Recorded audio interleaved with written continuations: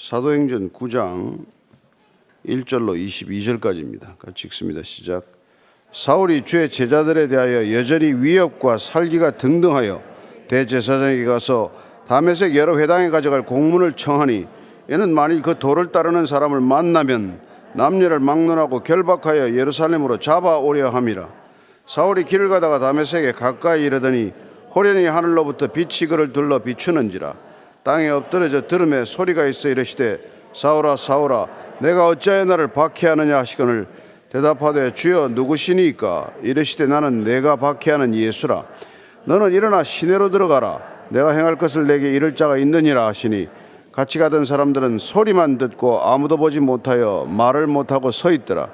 사울이 땅에서 일어나 눈은 떴으나 아무것도 보지 못하고 사람의 손에 끌려 다메섹으로 들어가서 사흘 동안 보지 못하고 먹지도 마시지도 아니하니라. 그때 다메섹에 아나니아라는 제자가 있더니 주께서 환상 중에 불러 이르시되, 아나니아야 하시거늘, 대답하되 주여 내가 여기 있나이다 하니, 주께서 이르시되 일어나 집가라 하는 거리로 가서 유다의 집에서 다소 사람 사울이라는 사람을 찾으라. 그가 기도하는 중이니라. 그가 아나니아라는 사람이 들어와서 자기에게 안수하여 다시 보게 하는 것을 보았느니라 하시거늘, 아나니아가 대답하되 주여 이 사람에 대하여 내가 여러 사람에게 듣사온즉 그가 예루살렘에서 주의 성도에게 적지 않은 해를 끼쳤다 하더니, 여기서도 주의 이름을 부르는 모든 사람을 결박할 권한을 대제사장들에게서 받았나이다 하거늘, 주께서 이르시되 가라. 이 사람은 내 이름을 이방인과 임금들과 이스라엘 자손들에게 전하기 위하여 택한 나의 그릇이라. 그가 내 이름을 위하여 얼마나 고난을 받아야 할 것을 내가 그에게 보이리라 하시니, 아나니아가 떠나 그 집에 들어가서 그에게 안수하여 이르되, 형제 사울아, 주 곧 내가 오는 길에서 나타나셨던 예수께서 나를 보내어 너로 다시 보게 하시고 성령으로 충만하게 하신다 하니, 즉시 사울의 눈에서 비늘 같은 것이 벗겨져 다시 보게 된지라. 일어나 세례를 받고 음식을 먹음에 강건하여지니라. 사울이 다메섹에 있는 제자들과 함께 며칠 있을새 즉시로 각 회당에서 예수가 하나님의 아들이심을 전파하니, 듣는 사람이 다 놀라 말하되, 이 사람이 예루살렘에서 이 이름을 부르는 사람을 멸하려던 자가 아니냐? 여기 온 것도 그들을 결박하여 대제사장들에게 끌어가고자 함이 아니냐 하더라. 사울은 힘을 더 얻어 예수를 그리스도라 증언하여 다메섹에 사는 유대인들을 당혹하게 하니라. 아멘. 하나님은 아무나 쓰실 수 있습니다. 누가 하나님이 지으신 하나님의 사람이 아니겠습니까? 그러나 또 아무나 쓰지도 않아요. 때로는 하나님의 사람으로 빚어서 쓰신다는 것입니다. 깎을 것을 깎고 모난 것을 자르고 해서 하나님께서 순종적이 되었을 때 하나님은 쓰시죠. 그러나 오늘 이렇게 사울을 부르시는 것을 보면 전혀 다른 어떤 그런 모습을 보게 됩니다. 따라서 하나님이 나를 부르시는 방식이 하나님이 우리를 다루시는 방식이에요. 하나님이 나를 부르신 방식대로 또 누군가를 부르지 않습니다. 각자를 부르는 방식이 독특하다는 것을 우선 알게 되죠. 나다나엘을 부른 것도 다르고 베드로와 요한도 다르고, 다 예수님께서 12제자를 부른 것도 다르지 않습니까? 세리 마태도 다르고. 마찬가지로 이 12제자 이외에 또 오늘 주님께서는 어떻게 보면 이 사울이라고 하는 독특한 사람을 불러서 쓰게 돼요. 무슨 목적이 있겠죠. 어떤 목적인지 한번 보실까요? 1절 2절입니다. 시작. 사울이 주의 제자들에 대하여 여전히 위협과 살기가 등등하여 대제사장에게 가서 다메섹 여러 회당에 가져갈 공문을 청하니, 이는 만일 그 도를 따르는 사람을 만나면 남녀를 막론하고 결박하여 예루살렘에 잡아오려 함이라. 사울이 주의 제자들, 그 당시엔 그리스도인들을 주의 제자들이라고 불렀습니다. 위협과 살기가 등등하다고 되어 있는데, 이 등등하다고 번역을 했지만 하여튼 코로 그냥 성난 소가 막 콧김을 내뿜듯이 사울이 숨을 쉴 때마다 위협과 살기를 내뿜었다는 그런 이미지예요. 그러니까 얼마나 도끼가 충만한지 모르죠. 아주 지독한 어떤 그런 모습이에요. 지독한 구석이 있었다는 것입니다. 자기 발로 대제사장을 찾아가가지고 체포영장을 요구한 거예요. 그러니까 일단락되었기 때문에 해외로까지 가겠다는 거 아닙니까? 예루살렘의 소탕 작전이 일단락되었기 때문에 시리아의 다마스커스까지 가겠다는 거예요. 왜 거기까지 가겠습니까? 거기에 유대인들의 공동체가 있기 때문에, 거기 회당들이 있었기 때문에 그 여러 회당들에서 이미 예수를 주라고 고백하는 사람들의 무리가 있다는 말을 듣고는 내가 잡아오겠습니다. 그러고는 체포영장을 요구한 것이죠. 3절부터 5절까지입니다. 시작. 사울이 길을 가다가 다메섹에 가까이 이르더니 호련히 하늘로부터 빛이 그를 둘러 비추는지라. 땅에 엎드려져 들으며 소리가 있어 이르시되 사울아 사울아 내가 어찌하여 나를 박해하느냐 하시거늘 대답하되 주여 누구시니까? 이르시되 나는 내가 박해하는 예수라. 예루살렘에서 다메섹까지는 거의 260km 정도 되는 거리예요. 얼마나 그 당시에 먼 거리입니까? 지금처럼 자동차로 휘딱 가서 그렇게 다녀올 수 있는 거리가 아니잖아요. 혼자 가지도 않았거니와 어쨌건 몇몇 사람을 데리고 갔을 터인데 그 가는 다메섹 노상에서 하늘로부터 빛이 그를 사방으로 에워싸는 것을 경험하게 됩니다. 이 빛은 구약시대 때부터도 하나님의 임재를 뜻하는 것이죠. 강한 빛이 임하는 것. 시편에도 그런 말씀이 있습니다만 이사야서에 보면 특별히 그런 표현이 많이 나와요. 이사야서 9장 2절 한번 같이 읽을까요? 시작. 흑암에 행하던 백성이 큰 빛을 보고 사망의 그늘진 땅에 거주하던 자에게 빛이 비치도다. 하나님이 임하시는 것을 빛이 임한다라는 표현 속에서 담고 있습니다. 태초에 빛이 있으라고 하신 그분께서 빛이 아니시라면 어떻게 이 땅에 어둠을 몰아내고 이 땅에 생명을 허락하시겠습니까? 빛이 임한다는 거예요. 미가서 7장 8절을 읽어보면요 이렇습니다. 시작. 나의 대적이여 나로 말미암아 기뻐하지 말지어다. 나는 엎드러질지라도 일어날 것이요 어두운데 앉을지라도 여호와께서 나의 빛이 되실 것이미로다. 여러분들이 어떤 어둠에 있고 어떤 고난 가운데 있더라도 기도할 때 하나님이 어둠을 쫓아내는 빛으로 임하시옵소서. 그렇게 기도하면 하나님께서 그 어둠을 물러나게 하실 것이고 우리를 빛 가운데로 인도하실 것입니다. 요한복음 우리가 여기서 주일날 보고 있지만 그분이 빛이십니다. 생명이 있으니 생명은 곧 빛이시라 이렇게 말하지 않습니까? 사도 요한은 특별히 이 빛에 관심이 많았어요. 그래서 요한 1서 1장 5절입니다. 시작. 우리가 그에게서 듣고 너에게 전하는 소식은 이것이니 곧 하나님은 빛이시라. 그에게는 어둠이 조금도 없으시다는 것이라. 모든 빛은 그늘을 만들지만 하나님이라고 하는 빛은 그분은 어둠이 조금도 없으시다. 이렇게 하는 거예요. 베드로도 어둠에서 우리를 불러내신 그분을 기이한 빛 가운데로 인도하시는 빛으로 설명하지 않습니까? 사울에게 이 빛이 임한 것이죠. 이 빛이 갑자기 둘러싸게 됩니다. 그래서 그 빛, 강렬한 빛, 태양빛보다 더 밝은 빛으로 묘사가 되지 않아요? 순식간에 그 빛에 둘러싸였을 때 그는 그야말로 실명하라고 말죠.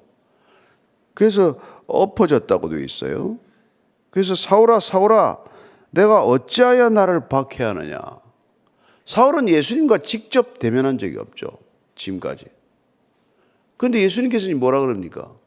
그가 지금까지 늘 그리스도인을 잡으러 다녔고 그리스도인들을 끊임없이 박해했지만 그게 곧 예수님을 박해한 거란 말이에요. 지금은 다를까요? 교회를 박해하는 건 예수님을 박해하는 거란 말이에요.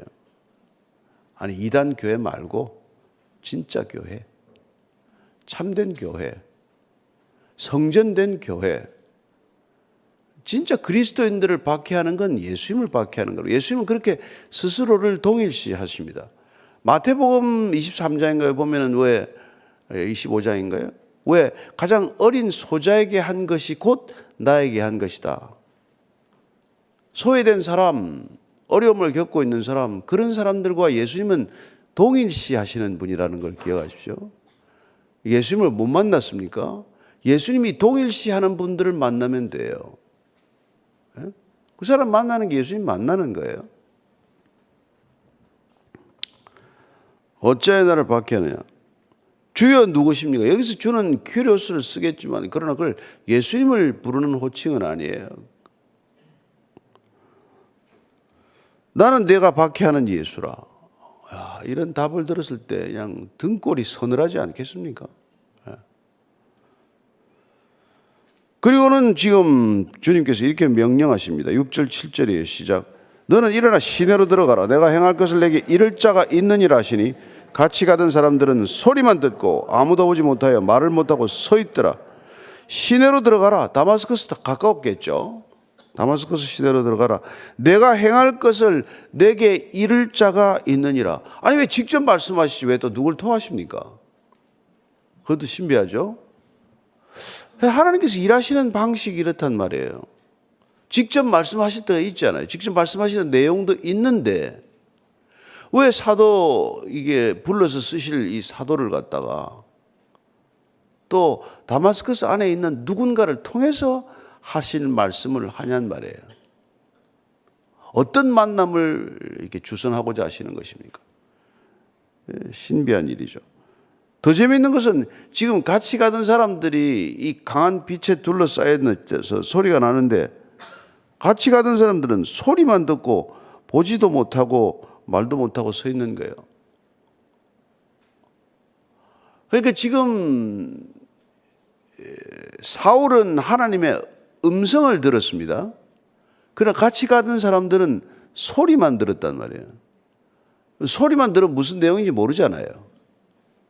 어디 뭐 큰 소리 웅웅웅 하는 소리일 수도 있는 것이고. 그러니까 하나님의 음성이 들리는 사람이 있고 하나님의 음성이 아니라 소음과 같은 소리만 듣는 사람도 있단 말이에요. 비유는 좀 죄송하지만 설교를 해도 그래요. 설교를 하나님의 음성으로 듣는 사람이 있고 사람의 소리로 듣는 사람이 있단 말이에요. 사람의 소리로 들으면 뭐 졸기도 하고 뭐 아무것도 남는 게 없죠. 뭐. 하나님의 음성을 듣는 사람들은 뭘까요? 하나님께 대한 관심이 지극히 남달라야 들리는 거라. 듣고자 하는 열망이 있어야 들리는 거라.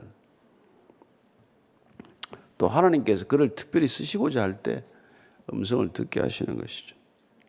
다 같이 성경 읽어도 마찬가지예요. 글자와 종이밖에 없잖아요. 그러나 누구는 여기서 하나님의 음성을 듣는 사람이 있고 그냥 글만 읽고 지나가는 사람도 있고 그런 거죠.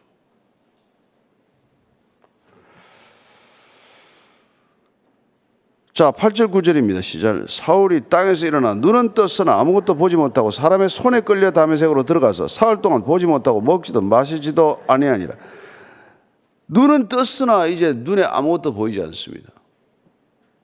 그리고는 누군가를 잡겠다고 체포하겠다고 사람들을 이끌고 여기까지 달려왔던 사울이 사람들의 손에 끌려서 다메섹으로 들어가야 하는 그런 모습이 되고 만 것이죠. 하나님이 한번 나타나셔 사울아 사울아 했더니 사람이 순식간에 이렇게 변해버리는 거예요. 우선은 말도 안 되게 흉측한 몰골이 된 것이죠. 눈은 떴으나 아무것도 보이지도 않고 제 발로 방향을 찾아서 갈 수도 없는 존재가 되는 거예요. 길 잃은 양도 아니고 이게 무슨 꼴입니까? 그렇게 살기가 등등하고 위협이 등등하여 사람들 마치 다 잡아 죽일 것처럼 그렇게 달려왔는데 예수님께서 한번 나타나셔서 사울아 사울아 이름 2번 불렀더니 이런 모양이 된단 말이에요. 그래서 뭐 대단한 것 같아도 별거 아니라는 것이죠. 인간이라는 게 정말 먼지에 불과하고 풀에 불과하고 그냥 호흡 한 호흡에 불과하고 그런 거죠. 그래서 누군가를 끌고 가겠다고 왔는데 누군가에게 끌려가는 존재가 되고 말았단 말이죠. 그래서 그 사흘 동안 이제 뭐 못 보는 건 당연하지만 먹지도 마시지도 않는 것은 본인의 결정이에요. 난 더 이상 안 먹고 싶은 거죠. 여러분, 사울이 받아서 충격을 한번 생각해 보세요. 그는 얼마나 열심이었기에 남다른 이런 열심이 모입니까? 스데반을 돌로 쳐 죽이는 현장에서 남의 옷 다 맡아가지고 감독하지 않았어요? 그리고는 예루살렘에 있는 집집에 다니면서 남녀를 끌어다가 옥에 가다 집어넣지 않았습니까? 예. 정말 그냥 뭐 지독한 도끼를 품고 살아가는 사람이고 뭐 그냥 누가 이게 상종하기가 어려운 사람이에요. 그런 근성을 가진 사람인데 이게 뭐 딱 이런 꼴을 당하니까 식음을 전폐하는 거예요. 식음을 전폐하고 뭐 하겠어요? 내가 지금까지 어떻게 살아왔지? 예수 믿는 사람 잡아다가 끌어넣었는데 그게 예수님이 지금 예수님 나를 박해한 거라는 얘기를 들었을 때 어떤 충격이 왔겠어요? 내가 지금까지 하나님을 섬긴 게 하나님을 대적한 건가? 여러분, 그랬을 때 오는 거 이게 뭐가 먹히겠습니까? 마시겠습니까? 그러니까 사흘 동안 아무것도 먹지도 마시지도 못하는 거죠. 아마 사울 존재 전체를 걸고 고뇌하는 시간이었을 것이고, 정말 하나님 당신은 누구십니까? 내가 지금까지 섬겨왔던 하나님은 누구십니까? 이런 고민이 있는 거죠. 그때 다메섹에 아나니아라는 제자가 있더니 주께서 환상 중에 불러 이르시되 아나니아야 하시거늘 대답하여 주여 내가 여기 있나이다 하니 주께서 이르시되 일어나 집가라 하는 거리로 와서 유다의 집에서 다소 사람 사울이라는 사람을 찾으라. 그가 기도하는 중이니라. 그가 아나니아라는 사람이 들어와서 자기에게 안수하여 다시 보게 하는 것을 보았느니라 하시거늘 아나니아가 대답하여 주여 이 사람에 대하여 내가 여러 사람에게 듣사온즉 그가 예루살렘에서 주의 성도에게 적지 않은 해를 끼쳤다 하더니 여기서도 주의 이름을 부르는 모든 사람을 결박할 권한을 대제사장들에게서 받았나이다 하거늘. 주님께서 보십시오. 아나니아와 사울 두 사람에게 환상을 보게 하시네요. 야, 아나니아야, 사울이 지금 내 환상을 보았다. 아나니아라는 사람이 와서 자기 눈에 안수해서 보게 되는 환상을 보았으니까 내가 집가라 하는 거리로 가서 그 유다 집에 있는 사울을 만나서 그에게 안수를 해라. 그랬더니 이 친구가 또 들은 바는 있어가지고 아니 그 사람이 이런 사람인데 체포영장 받고 온 사람인데 제가 그 사람한테 어떻게 갑니까? 그랬더니 하나님께서 이렇게 말씀하십니다. 주님께서 15, 16절의 시작. 주께서 이르시되 가라. 이 사람은 내 이름을 이방인과 임금들과 이스라엘 자손들에게 전하기 위하여 택한 나의 그릇이라. 그가 내 이름을 위하여 얼마나 고난을 받아야 할 것을 내가 그에게 보이리라. 가라. 이 사람은, 이 사울이라는 사람은 내 이름을, 하나님의 이름을 이방인과 임금들과 이스라엘 자손들은 유대인들이죠. 그러니까 우리가 흔히 이렇게 사도 바울을 이방인을 위하여 택한 그릇이라고 말하지만 그는 유대인에게도 부름을 받았다는 걸 알 수 있죠. 그걸 위하여 지금 택한 나의 그릇이라는 거예요. 그릇은 뭐 어땠습니까? 뭘 담아서 쓰고자 하는 거 아니에요. 그러니까 지금 사울이라는 사람을 지금 택해서 그릇으로 택했는데 이 그릇은 무엇을 담아서 전하기 위한 그릇이란 말이에요. 예수님께서 나를 담아서 나의 메신저로 그를 삼겠다는 거란 말이죠. 근데 왜 그를 불렀습니까? 그야말로 이 사울처럼 준비된 사람이 없단 말이에요. 나중에 보면 알겠지만 그는 히브리인 중에 히브리인이에요. 근데 다소 출신에서 헬라어에 능통해요. 아버지가 로마 시민권자라서 자동 시민권을 받아서 로마의 시민권을 가지고 있어요. 어디든지 여행할 수 있습니다. 그리고는 난지 8일 만에 그도 또 뭐 할례 받을 것 다 받고 가말리엘 문화생이어서 구약 전체에 통달한 사람이에요. 텐트를 잘 만들어서 장막 업자를도 하는 생계형이어서 어디로 선교를 가나 먹고 사는데 지장이 없어요. 여러분, 아무것도 준비 안 된 사람을 부르지를 않고 이방 선교를 위해서 모든 준비가 되어 있는 사람을 불렀어요. 그리고는 그의 지독한 열심과 지독한 근성을 방향만 바꾸어서 주님을 향해 쓰도록 만들고 있는 것을 보게 됩니다. 그리고는 내가 그를 택했는데 내 이름을 위해서 얼마나 고난을 받아야 할 것을 내가 그에게 보리라. 숱한 고난을 받게 될 것이라는 것을 말씀해 주고 계십니다. 지금까지 그가 잡아들인 것, 그건 유도 아니에요. 사도 바울이 진짜 치러야 될 대가를 생각을 하면. 그러니까 여러분들 기도하다가 주님 저도 좀 불러 써주세요. 잘 쓰시도 않겠지만은 여러분 준비가 또 돼 있어야 돼 쓰시겠지만 불러서 쓰시면은 여러분 고생이에요, 고난. 그러나 장차 다가올 영광에 비해서 이 고난이 아무것도 아니라는 것이 분명해야 이 끝까지 가는 길이란 말이에요.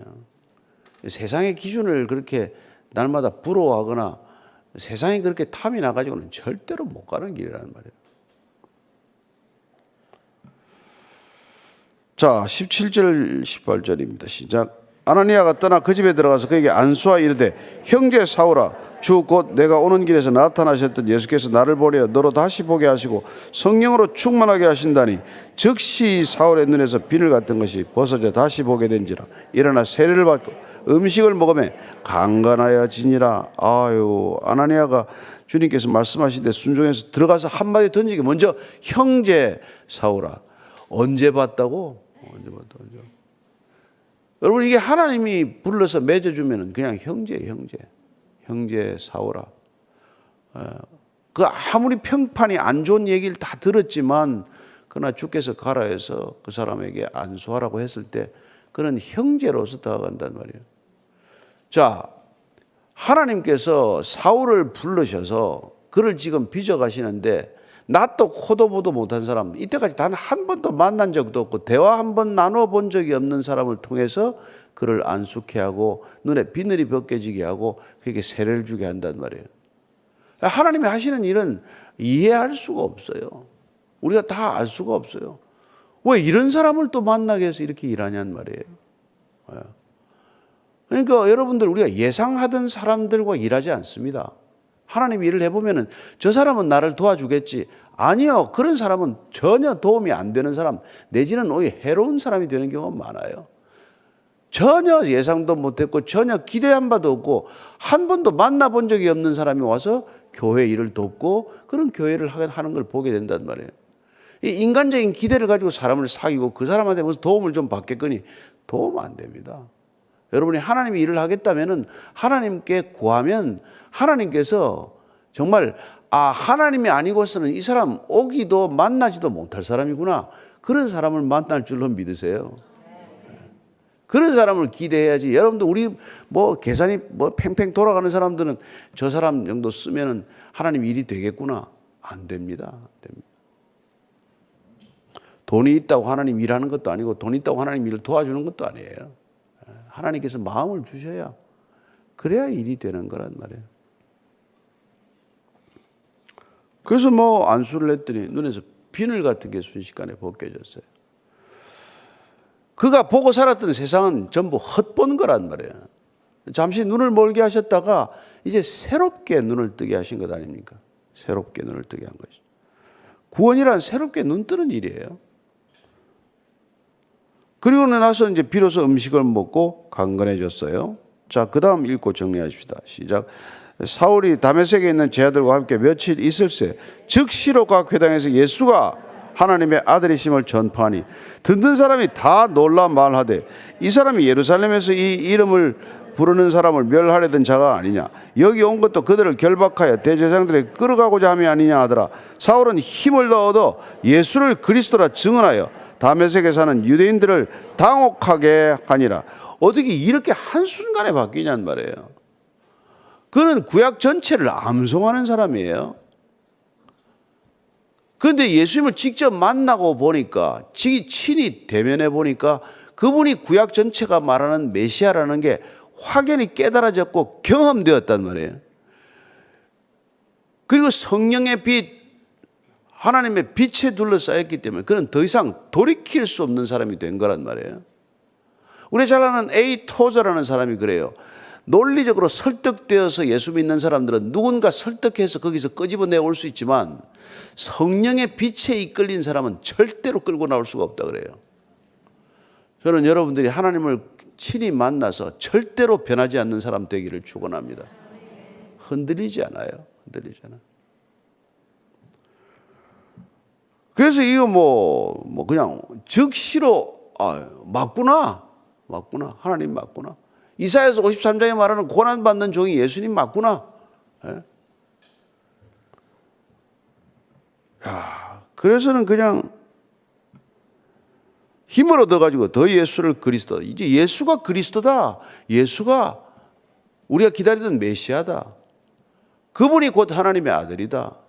이런 소리를 해대니까 그냥 다메섹에 사는 유대인들이 그냥 갑자기 무슨 일이 일어난 거다. 도대체 저 사람에게 무슨 일이 일어난 거냐. 무슨 일이 일어나기를 무슨 일이 일어났어요. BC와 AD로 확연히 갈라진 거죠. 사울은 다메섹 도상에서 Before Christ, 예수님을 직접 만나기 이전과 안노 도미니, 주님을 친히 만난 그 이유가 너무나 확연히 갈라진 사람이 되고 만 것이죠. 더 이상 예전의 사람이라고는 할 수 없을 만큼 달라져서 저 사람이 예수쟁이 잡으러 다니던 그 사울 맞냐라고 물어봐야 될 정도로 달라지는 사람이 되고 말았다는 것입니다. 물론 우리 모두는 이렇게 극적으로 변하지 않을 수도 있어요. 그러나 어찌됐건 궁극적으로 우리가 예수를 만나면 그 이전과 그 이후는 확연히 구분되는 삶이어야 마땅하다는 것입니다. 예수님을 모르던 때와 예수님을 알게 된 이후, 예수님을 안 만났던 때와 예수님을 만난 이후는 그 전과 이후가 같을 수는 없다는 것입니다. 저는 여러분들이 예수님 만난 사람답게 살기를 원하고, 안 만나셨다면 친히 만나달라고 정말 때를 써서라도 꿈에라도 한번 보시게 되기를 축원합니다. 그래야 여러분 흔들리지 않는 그게 된단 말이에요. 그래야 우리가 걸어가는 길이 예수님께서, 그렇다고 우리가 그날 만났다고 다 성화가 됩니까? 그렇지 않아요. 우리는 여전히 성령에 붙들려서 살아가지만 성령께서 우리를 마음껏 공사할 수 있는 사람이 되는 거란 말이에요. 공사해야 바뀌잖아요. 이게 공사를 안 받으려고 그런단 말이에요. 그래서 성령이 싫어 내민단 말이에요.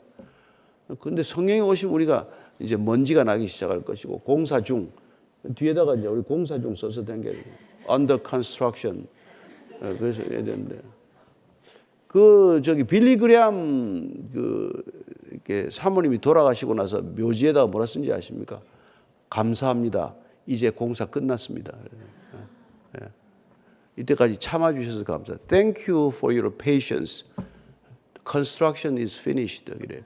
한동안 미국에서 그런 티셔츠가 유행했다고 그래. 나는 그 티셔츠 못 봤는데. Please be patient. 좀 참아주십시오. God is not finished with me yet. 아직 하나님이 나를 공사 끝내지 않으셨습니다. 이런 티셔츠를 입고 다녔다는데 여러분들도 그거 입고 다니시길 바랍니다. 그래서 주님을 만나면 공사가 시작이 돼. 그러나 완성은 되지 않습니다.